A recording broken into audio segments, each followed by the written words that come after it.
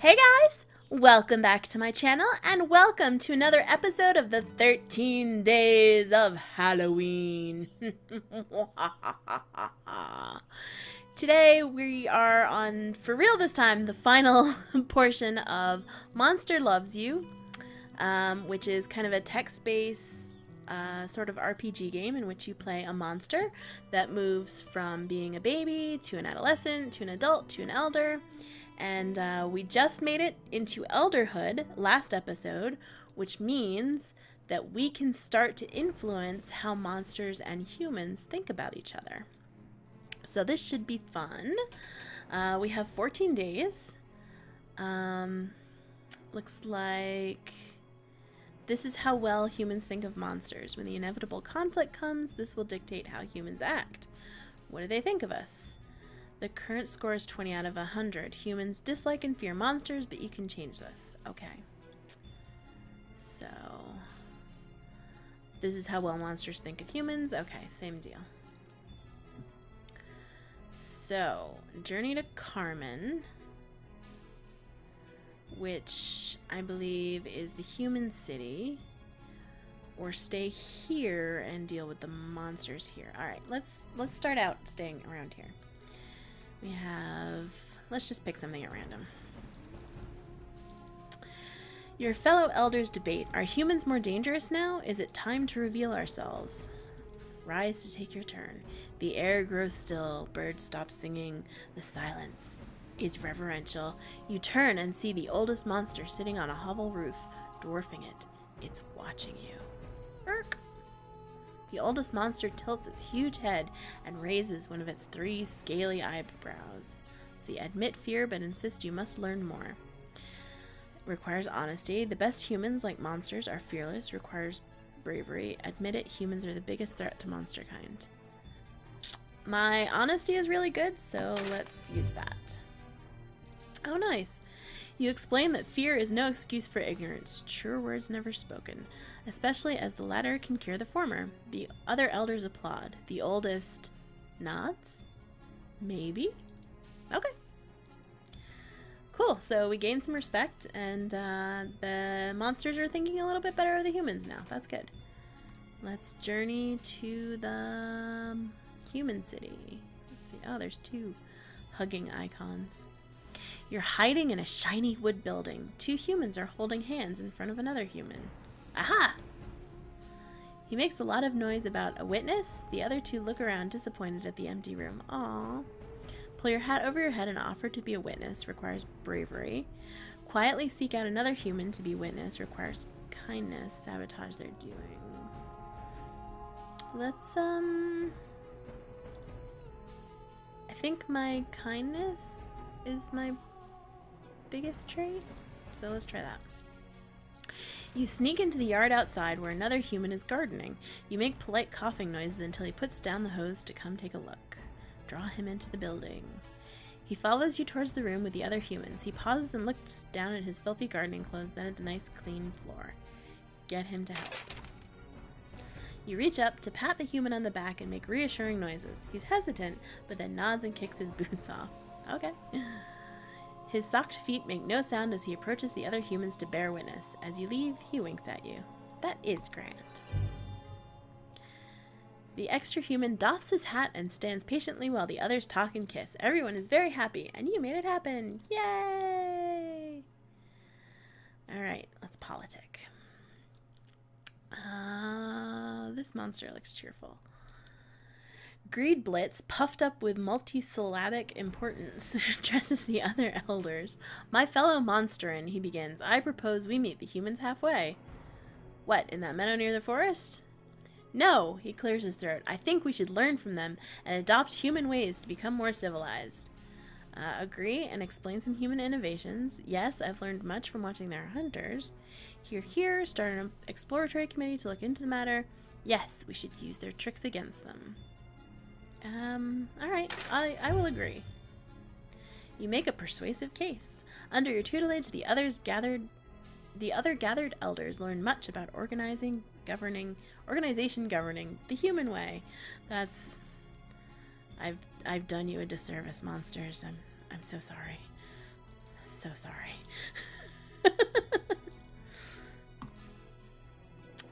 Choose your adventure. Let's do this one. You decide to check out the Carmen Carnival Mupsy recently mentioned. Following her map, you take lefts and rights and straight-ons until you look up and... uh-oh. Humans! Everywhere! What's that noise? And smell! What's that over there? Or that? Looks like an organ grinder, monkey poop, and moms of human children, and a tiger! Eat some monkey poop. Yeah, that's the first thing that comes to mind. Wait, a tiger? The tiger is running through the crowd, right through the middle. Actually, that's because the crowd is scattering away from the tiger. Aren't humans afraid of tigers? They should be. Come to think of it, humans are scared of tigers and usually keep them in cages, don't they? Ha! What a laugh! Cut off some humans' escape route. Fight the tiger before it gets away. Tigers aren't that smart. Lure it away. Let's try and... let's fight it. The tiger crouches, ready to spring on a pair of cowering humans, but you leap behind it and step on its tail. Now that you have its attention, take it on! You falter, not ferocious enough to follow through. In fact, you flee as quickly as you can, impressing nobody. Oh, that's sad. Alright, let's see, what's this feather about? You're arguing with Elder Ymurg, who is much older than you, but a little slow on the uptake. She insists that humans don't farm chickens. Explain that they do, in fact, farm chickens. Maybe she's right. Drop the subject. Agree that humans never do good things. No, they actually do. You go on about how plump and delicious the chickens become under human protection and how many eggs they produce in the wooden nest boxes. Ymurg rolls her eyes, unimpressed. Show that she's too cowardly to have seen the farms up close. Bring back a chicken from a farm as proof. Let's try that one. You have no trouble getting onto a farm. You return with a chicken so fat it looks like a feathered balloon. Show off the chicken. Impressed, Ymurg accepts the chicken and takes a bite. Another elder says maybe the humans do have some redeeming qualities. Okay, so the monsters are at 64% towards humans, but the humans are only at 28%. I'm not doing very well with that. Let's maybe try hugging it out. You're splashing through rain gutters when you spy a human on the steps below. She snuffles and sobs into a tissue. A crumpled letter lies beside her. Let's help her out. You slide down a gutter and squat beside the human. She squeaks, then holds very still when you don't attack her. Okay. Finally, she says, you want to know why I'm crying? My parents say I must marry Ernst, but I do not love him. I just wish he'd go away. Help her no matter how dangerous it may be. Offer to harmlessly scare him away or devour her. Try that again. She blinks away her tears and starts to laugh, then sees that you're serious. She takes your claw in her hand and you go inside. Yes? Where the two older humans interrupt their dinner to scream and jump away from you. Great! Well done! Well begun is half done. The older humans calm themselves and listen to her for, you suppose, the first time. They agree to reconsider the wedding. Yes! Yay!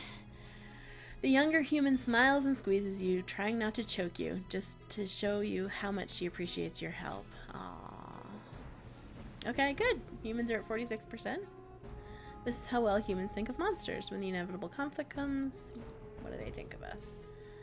They're ambivalent. Okay. What do the monsters think? Some monsters like humans. Okay, yep. I'm just looking up. I have a lot of cleverness. My ferocity is not that great.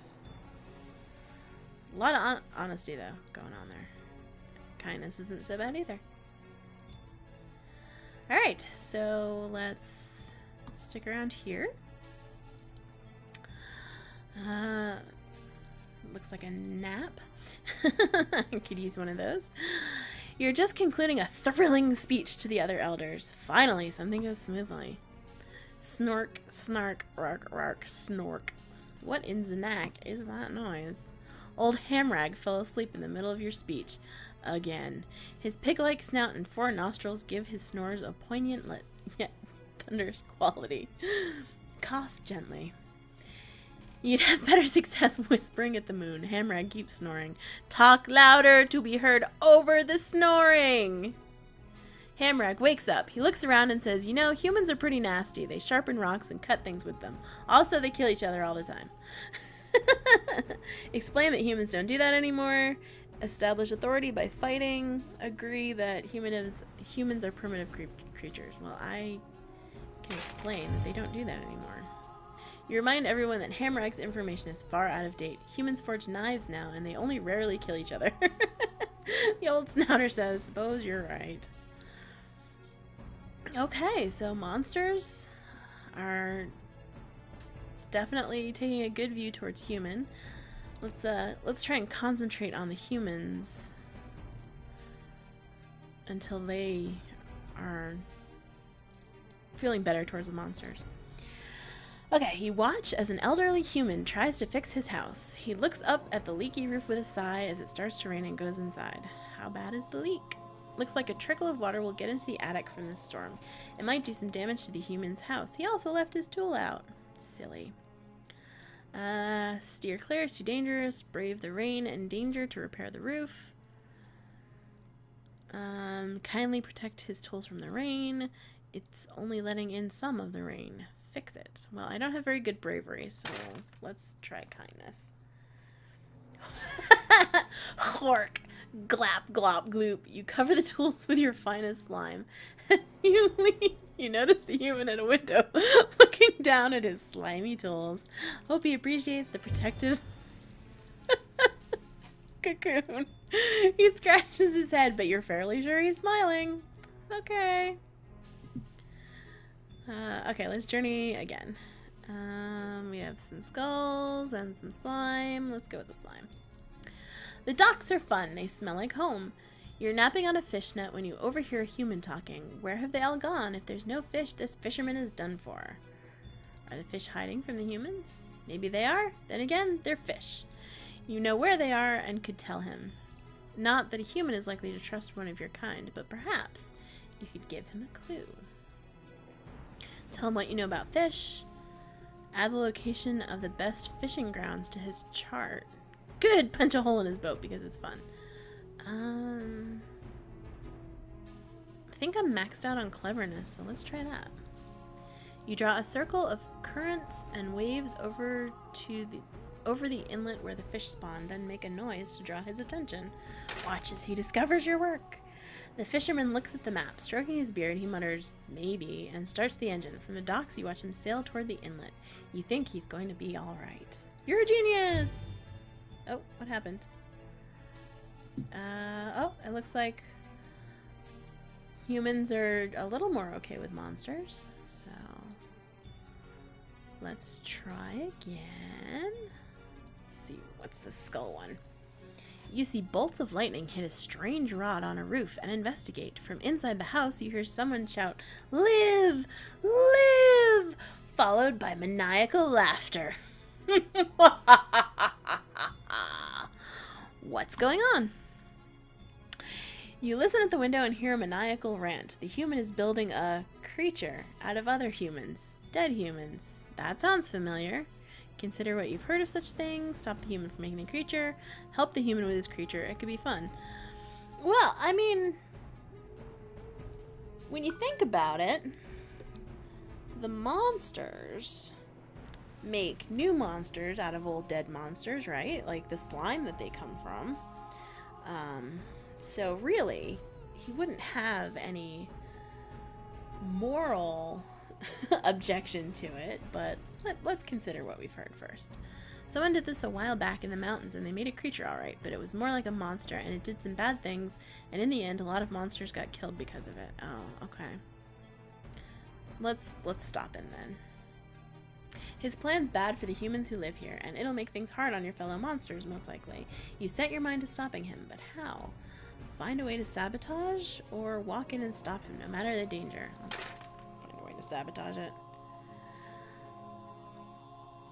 Upon consideration, you decide to stop the flow of lightning at the source. As you snap the rod in two, the lights in the house go dark. From inside, the human lets out a wail. Time to go! More humans smash down the door below and discuss the matter with the shouty one. They have pitchforks and torches. One nods to you. You did us a boon. You're welcome. Great. Okay, so we have 4 days left. Monsters' view of humans is at 82%, and humans' view of monsters is at 80%. So hopefully we won't kill each other. Let's see. Here's a pot. Let's do that one. Jaggery drinks deep from a jar of cider. He belches and the air goes wavy. Watch the ferocious elder as he drinks some more. Jaggery raises one claw. Humans! Humans are stupid. Lazy, worthless, stupid. And I'll fight any monster who says otherwise. Disagree. Humans can be altruistic and generous. No, smart humans brought us cider.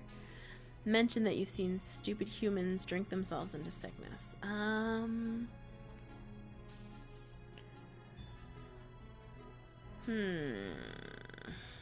can't remember which one of these is maxed out. They're both pretty close, so.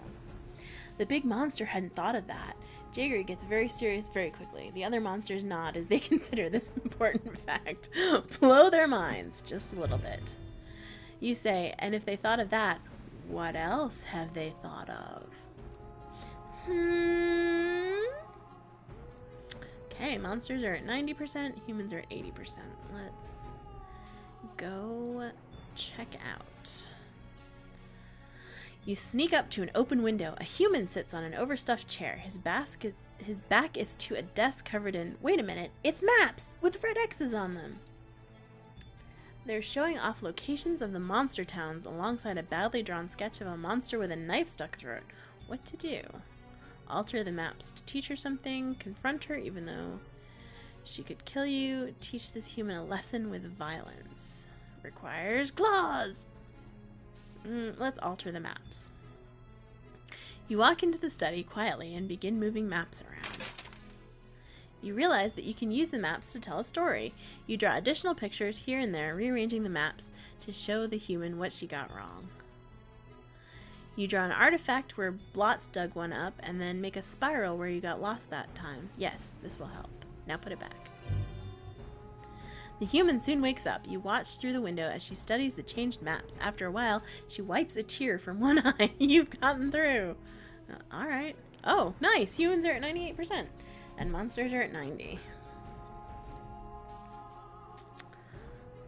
We had good luck with this symbol last time. Let's try this again. Gobclaws unrolls a big map showing the surrounding region. She points one pincher at a series of red circles. Say what? These are places where I've seen humans drop things. I think we should put garbage cans there. Yeah. Gobclaw says so we can harvest the things they drop. Then we can study them and understand them better. That's not a bad idea. Great, help her develop the plan. You get things in order and help Gobclaws arrange the cans so they'll be easier to collect later. Yay, organization! You and Gobclaws sneak through the woods to the new designated human evidence collection locations, or decals, and place the extra cans. Yay, acronyms!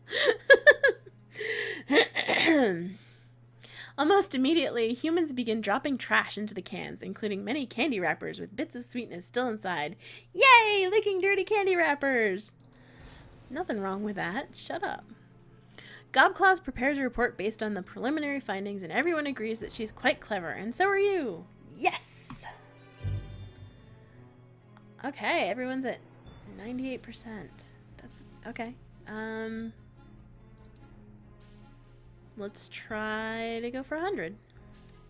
You're walking down an alley with a new paintbrush, almost new, fresh from the garbage, when suddenly, it's there! A human! A human! Its face is red and angry and it's coming right at you. Stop, drop, and roll. That just confused him, and also you, a little. Okay.